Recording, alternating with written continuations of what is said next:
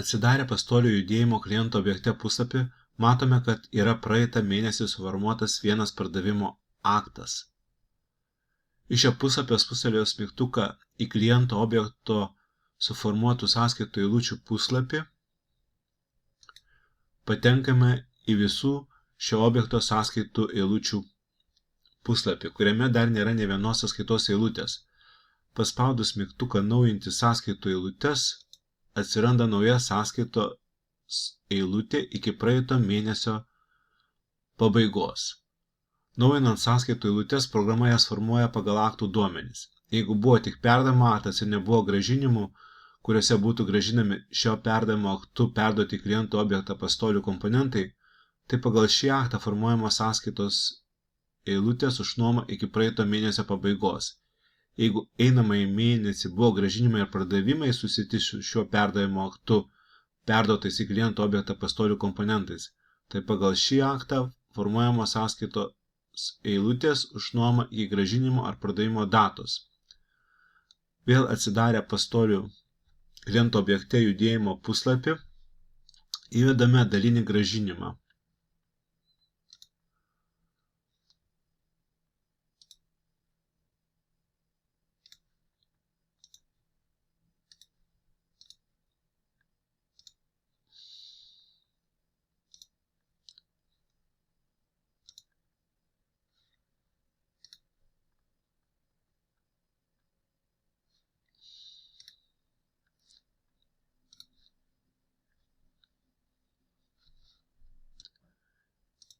Ir vėl atnaujiname sąskaitų eilutes.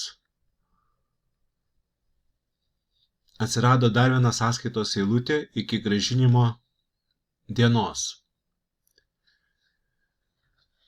Kai kliento objekte vis dar yra pastolių komponentų ir reikia suformuoti klientui sąskaitą iki einamo mėnesio pabaigos, kai tas mėnuo dar nepasibaigė, tai atliekame sąskaitų formavimo puslapyje spustelėjus mygtuką iki šio mėnesio pabaigos. Pereiname į sąskaitų formavimo puslapį, paspausdami mygtuką rodyti tik dar neįtrauktas eilutes ir atsivėrusiame puslapyje paspaudžiame mygtuką iki šio mėnesio pabaigos.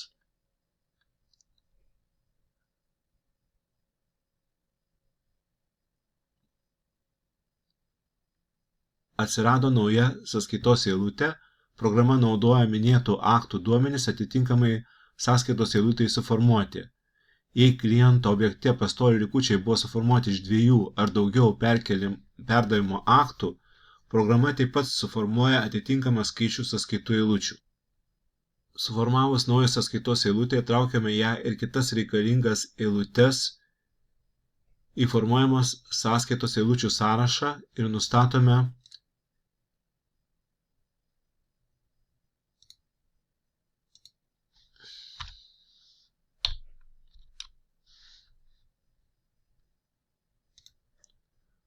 kitus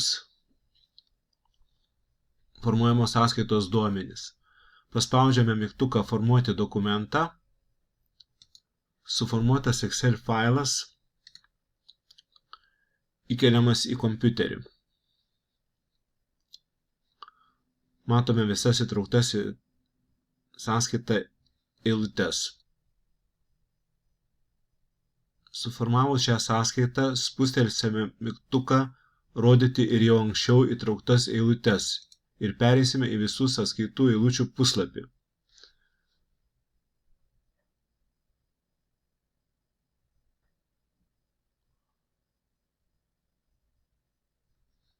Matysime, kad atitinkami duomenys atsirado šių eilučių stulpeliuose sąskaitos numeris ir sąskaitos data, o jei spustelėsime mygtuką rodyti tik dar neįtrauktas sąskaitas ir pereisime į sąskaitos formavimo puslapį, eilučių, kurios buvo įtrauktos į suformuotą sąskaitą, nebeliko sąskaitų eilučių, kurias galime įtraukti naujai formuojamą sąskaitą sąraše.